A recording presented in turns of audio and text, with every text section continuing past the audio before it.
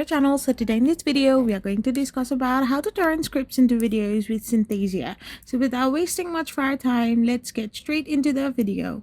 So if you want to turn scripts into videos with Synthesia, all you gotta do is simply go to Synthesia.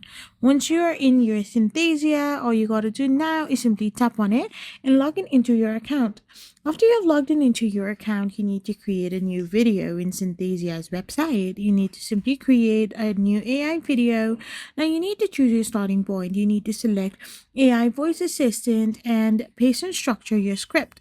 After this, you can select a template, avatar, and a voice. You can simply choose 16.9 for YouTube and 9:16 for TikTok and select an AI avatar. Choose from 1,000 plus AI voices and edit it and add visuals. You can add medias, images, text, shapes, animations, music, anything. Now you can preview and generate and export the final outcome. So this way you can turn scripts into videos with Synthesia. I hope you found this video helpful. So don't forget to hit that subscribe button and do give us a thumbs up. We will be back again with more informative videos. Thank you for watching.